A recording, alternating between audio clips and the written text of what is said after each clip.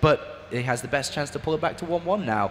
And Tal'Darim Altar, it's a lot easier to scout into different directions now, and also it's easier to defend against Hellions on this map, or especially compared to Antigua Shipyard. So Stone should be playing to his strengths. Nice macro opening from him. Macro mid-game. Let's see some Stone play.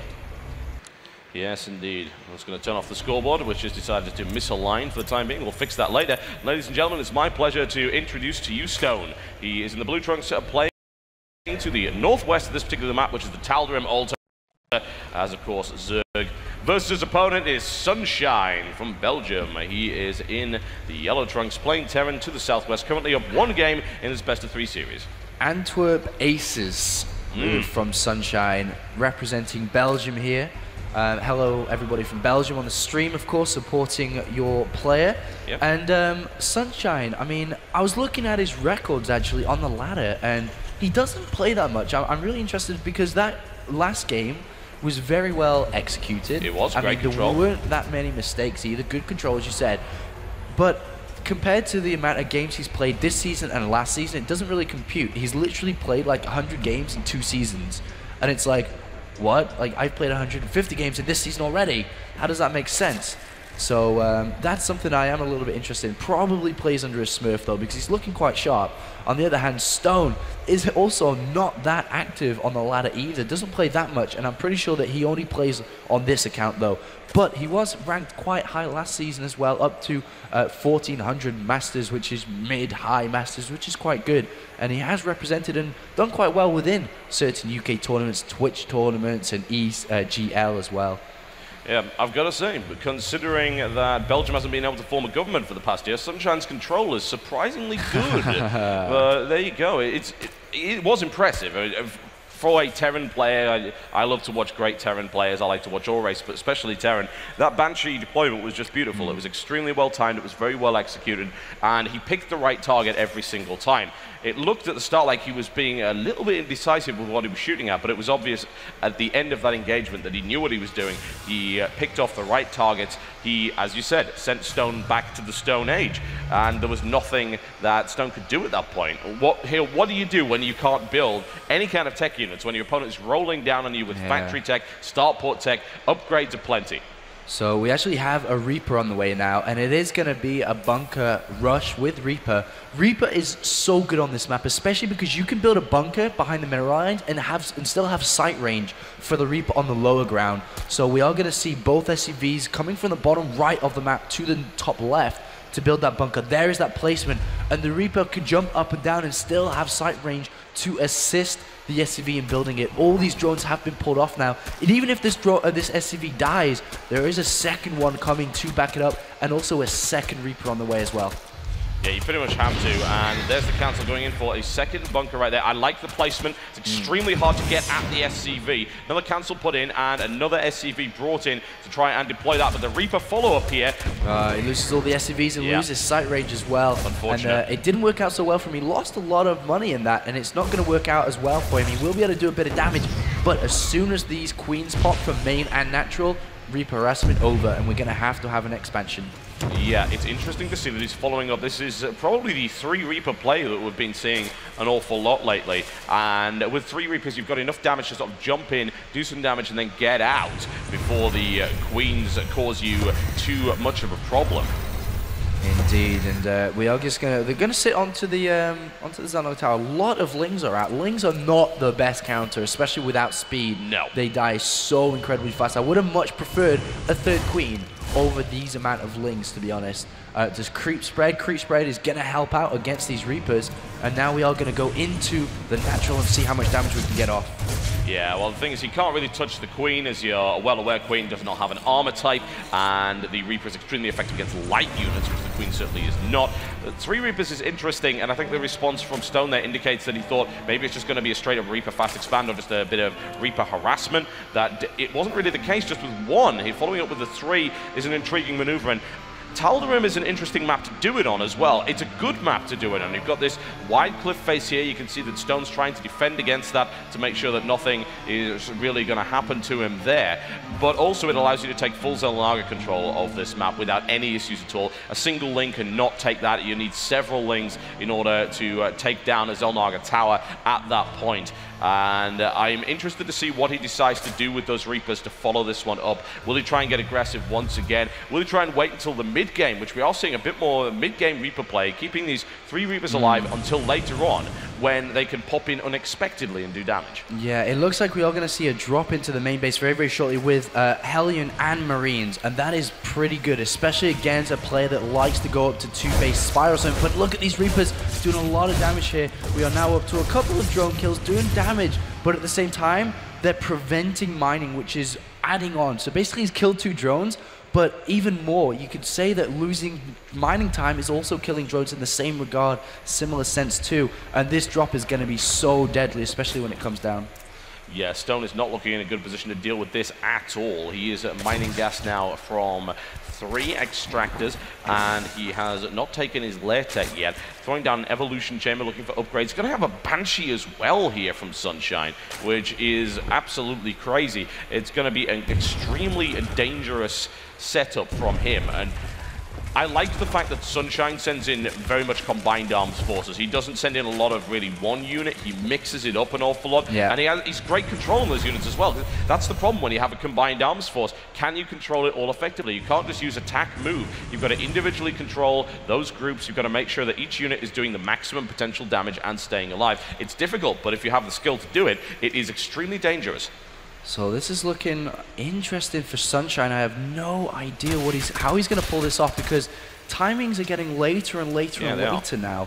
So we are going to be having, well, there's no Spire out yet, which is surprising. He's gone to the lair just now, sorry. So we have the Bailey Nest, the Evolution Chamber down as well, double Evolution Chamber. So I even don't think he probably won't even go for Spire in this sense. When you get double Evolution Chambers, that's a lot of gas spent in double upgrades if that's what you want to go into. So he really won't be able to afford it. So it could be just a very heavy Baneling composition, and probably going for fast investors. We did see that similar pickup style from him last game. But here is that drop. The medivac is loaded without anything actually at the moment. Reaper's coming in there as well, and one gets stabbed, unfortunately, once it went for the Spine Crawler, and Sunshine looking for a little bit of regicide. They'd like to take the Queen out. He could have, honestly, but he didn't. He didn't want to risk that one Banshee, and perhaps trying to force a response here from Stone, who is not reacting in a crazy manner. He's actually going for a lot of ground upgrades, thinking that there's going to be a follow-up here. There's only one Banshee. Why is there only one Banshee? What is he throwing at me? And this is going to be difficult to deal with. He does have Banelings though, so I do see them on the natural. They will be able to help out a lot. But off speed, they do not have their own, off creep, sorry, they do not have their own speed upgrade yet. Oh, and is he going to actually scout it? No, the Lings will not be able to see this. It will just go straight past it. And this drop's going to be able to cause so much damage into that mineral line. Look at all those drones. It looks delicious from a Terran point of view, although having switched to Zerg, I am now cringing. I don't know, should I be happy, should I be sad? I really do not know. It's going to be fun to watch one way or the other, but I don't think Stone's going to like it. Oh, and he's not going to see it to the last possible moment either. Look, they're unloading. He does not see it coming. Uh-oh. Well, that's a disaster, and in comes the Blue Flame Hellion attack right now. Not as, of course, as effective as it used to be. Those Banelings need to get a good connection on here. Oh, nicely cleaned up right there by Stone. And minimal damage done. We've got 9 workers killed in counting all of the ones that have happened before. Stone's still slightly behind in terms of his economy. That could have been way worse than it was. Yeah, he didn't even micro them very well. He could have kept the medivac in there. There's no anti-air, right? There's only the Queen. Yep. So he could have very easily picked them up and just left, or dropped them somewhere else, or, just there's so much more potential from that drop than we actually saw come from that. So a little bit sloppy there from Sunshine, and he wasted 4 Hellions for that amount of drones, which didn't really do anything for him. He hasn't made his push stronger. He hasn't put himself further ahead in terms of economy by that much either. And now we are seeing a third base being taken. Once again, we are seeing mech play come out. So Thor, Hellion, and tanks, of course. And on this map, it's going to be very easy for mech to get to the natural area. It's going to be able to hold the Xel'Naga tower, most importantly, and then literally bunny hop to the natural or to the third base of Stone. And Stone has to fight against 3-base Terran now. What do you do as Zerg player when you see Terran on 3-base? You take a 4. But all of a sudden, you're going to be cut off from taking a 4. As soon as he moves out to hold that Xel'Naga tower, there is nowhere for you to expand to. Yeah, and that's the real problem with Stone actually being so slow in terms of that expansion. He also doesn't know about the third. He still sees the rock sub on his minimap there. So that is very concerning for Stone. I'm worried for him, and he's going to have to either do some damage or just expand as quickly as possible. Yeah. Make sure that he takes map control to prevent his opponent from spreading out. The problem is, how do you take map control against mech if you don't have a Spire yet? Yeah, I mean, the way that he needs to play, he should have had a Roach Warren down. He's got the wrong composition to actually play against mech. Ling Infest is good against tanks and marines, but it's not that good against mech, simply because these tanks are going to just do unlimited amount of damage. The Hellions, of course, Blue Flame, and not just Blue Flame, they're also upgraded with +1, so they're also going to do damage. So it's a little bit tough here. Basically what Stone wants to do is rush up to Hive, as we can see now. He needs to get Brutals out or Ultralisk out to deal with this. But right now, that's a long time away, which means a huge window for Sunshine to hit.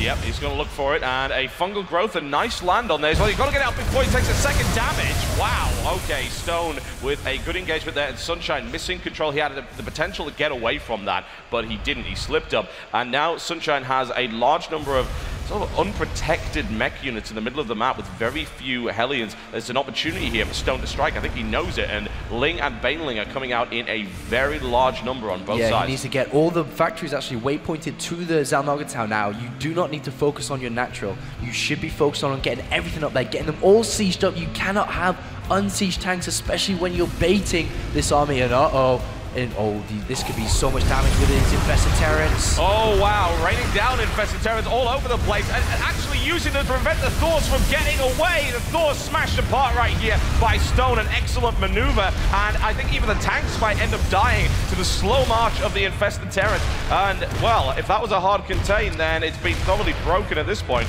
He just didn't hold that ground. You need to hold it, and like I said previously, if you want to play mech, you have to max out. You have to get to a higher supply than just this minimal 140 supply army. He's doing a lot of damage to this third base, which is very good. Boyman picks him up smartly using that medivac and gets away from that Infestor, which does have enough for a fungal growth, but at the same time, he's still doing good. 3-base versus 3-base Zerg. Actually, 4-base Terran versus 3-base Zerg. We do have the Ultralisk Cavern coming down now, so he has actually got up to that tech. He has enough time to get it, but he doesn't have the economy. He will not have the numbers. He's playing Zerg for quality of units, and Zerg is meant to be quantity. Yeah, I'm not really sure what Sunshine's actually doing here. He's just donated 2 Hellions to the Stone Goodwill Society, which is unwise, to say the least. He actually didn't, I don't think he even paid attention to the drop. He dropped it directly on top of the Spine Crawler. And then another potential bit of miscontrol as the tanks are annihilated. One down, second one down there. Bailey's crashing in as well. Sunshine is taking a lot of losses here, and that control we saw in the last game just doesn't seem to be there this time around. Yeah, but he's still doing good. I mean, 4 bases versus 3-base Zerg, of course that is good. He now has a turret there in the amongst his tanks to prevent these borrowed units from coming out. And look at this, a single Infestor, 2 Ultralisks now in the making. That is not enough. Not enough against this mech. He now is going up to 8 factories. He actually could add on more factories than that as well. He has +3 on the way. This 4th base is a planetary fortress. That is never going to go down. He actually has another command center on his 3rd base as well. Yeah, and Stone throw down a macro hatchery, and of course part of this expansion here, which is going to try to be denied by these Blue Flame Hellions. That'll probably work out. There's no real way that Stone can actually get out of there, because again, he doesn't have a Spire. He can't respond to that attack on his 4th. It is impossible. Yeah, I mean, that's what I said. You basically get cut off. You cannot take a 4th base in these positions if you let Terran hold this center of map. He's actually on siege, though. Oh my! Oh no, this is an opportunity for Stone right here, and he knows he's going to crash into those tanks. Those tanks will be destroyed very rapidly. They're trying to siege up, but it's far too late. Massive error right here by Sunshine, as Stone crashes through the hard contain and annihilates that force with bare minimum losses, and could even save the 4th now. Yeah, that's really good. Now he needs to focus on getting a 4th up. He actually has 2 hatcheries that are available to mine from. Just needs to get rid of these Hellions. And as soon as he does that, he'll have the gas to have even more Ultralisks to actually start to combat this army. But look at this, we're actually seeing a tech switch from Sunshine adding on 5 barracks at the south side, getting +1 attack as well. And we're actually going to have Marauders come out very, very shortly to deal with this. The thing is, I have to wonder if Stone's just going to continue to build a huge number of Ultras. He's actually following up with a Spire, and that's a very smart move. Also, Stone did manage to sneak an extra base in under everyone's noses over there to the right of the map. That has not been scouted by Sunshine. The drone transfer was not seen either. And these Vikings are proving to be a bit of a nuisance here for Stone, but honestly, Stone's looking in a much better position than he was a while ago. He's actually gone up to 90 drones. A stupid amount of SCVs, actually, for the Sunshine there, but I don't really know why he's going for 99. That's going to really limit the size of his army. A few Vikings coming down to harass this base, and... Well, Banelings aren't good against Vikings. No, then yeah, it's a little bit wasteful, I'm going to say. The Lings are going to try and stop that. He would like the hatchery to not go down, and he's able to save it on 28 hit points. Nicely played there by him. More units continuing to roll in across the map, and a large number of SCVs as well, knowing that, well, he's got 99 SCVs. Yeah, that's a little bit too many. Yeah, just a few too many, especially considering he's Terran and, of course, can replace those mules. Look at this command center in the center, actually going to fortify this area with a planetary fortress now as well. And Hellions wasted away, cannot be doing that. Look at these units, there's so few units here. I mean, Lings alone will just melt everything there. So he has to be so careful with these Hellions, he has to keep them alive better than that. And we are having a lot of units now being made. We're up to, well, still 3 Ultralists, 101 drones as well. It's pretty incredible. Yeah, that we don't really see triple-figure drones all that much. I mean, honestly, the size of both of these guys' armies is pretty damn limited, considering the number of workers they've got. I think a sacrifice has got to be made on one side or the other, and what you'll often see here is that a Zerg will try and max out, and then we'll build a ton of spine crawlers. And basically what we should be seeing Stone do is tech switching over into Broodlords. That would be a pretty good idea right now, especially because of this Marauder switch. And that's the way to do it. Zerg at the highest level at this point in the game, you have to make use of. You are playing the, drones going down in the transfer as well, but you have to make use of. You are playing the race which has the easiest time in tech switching by far. And you can immediately go over to 20 Mutalists like that and just surprise your opponent. 20 Mutalists is another great idea to do as well. There is no anti-air anywhere, and you could just immediately demolish this army instead of playing so straight up by building Ultralists into this army. He is getting Corruptors now, so we are going to see Broodlords soon, but just imagine the strength of a Mutalist switch when you already have banked up, 12, 13,000 minerals. The veteran Banshee that we saw earlier on in the game is still proving to be an absolute pain for Stone. He's denied yet another expansion up to the top here. Tal'Darim at this stage always gets very interesting to watch and very complicated to watch because of the size of it. And Sunshine's actually cutting the map in half with Planetary Fortress, which indicates that he has been watching Bind Ladder games lately. And it's good, especially with the tank back in the behind as well. And he is going to move up to try and deny this base now, and we're actually going to have Stone being forced into an engagement. And he may not like this because these tanks and Marauders are in pretty good position, but the Marauders will melt these Ultralisks. Yes, they will. The question is, will Banelings be able to crash through there before the damage is done? The Ultras will try and tank the damage as much as possible. Oh, this is looking a bit messy on both sides, but the tanks should be destroyed, I would think. You'll see that the Marauders on the top, however, will throw this back, and Stone unwilling to commit there to lose so many Banelings just to destroy those tanks, and that base has now been destroyed. And look, there is that Muta switch coming in a little bit too late, because imagine if he didn't build those 4 Ultralisks and didn't build those Corruptors and spent all that gas into the Mutalist. All of a sudden, he just cruises the map, kills all the expansions because none of the expansions have any turrets on them. There are no Marines. Let's have a look at the unit tab. There are only 10 Marines. There are no barracks with reactors at this current point in time either. So it would have been so easily done. But now he is doing it, but a little bit too late, I feel. Yeah, I think so. He's going to be able to pick off tanks here and there. It looks like the sacrificial SCVs are being moved in right now to do some damage. As you can see, they have the +1 armor upgrade, extremely effective fighting units. But in the middle of the map, we've got an engagement over here as well. You just try and come and pick that off. The SCVs are trying to take the Queen out in the main base at the moment. I don't think they're going to be able to do that. The Queen has +3 armor. I think the SCV is doing 1 damage a hit. Probably not so great. And these Marauders are sniping expansions though. He knows they're gonna die. Sunshine's like, alright, Marauders, death sentence. I'm sorry guys, but you have to die. So while they do die, they're gonna take as many expansions with them as possible. And the Marines are 2-1 upgraded. Mulus need to have upgrades going as well. +1 is on the way. But look at the damage that Mulus switch did. All of a sudden shut down everything. We now have Ultras and Lings in the bottom right, picking off this bottom right expansion as well. And when that goes down, that's going to hurt Sunshine's economy as well. Yeah, well, both these guys are tearing chunks out of each other at the moment, and while Sunshine did have an economic lead for a significant portion of the game, he is not really in that position now. The drone count and the SCV count on both sides has been significantly decreased. They know that they need the larger army than their opponent. The question is, can Stone crack that planetary fortress expansion there?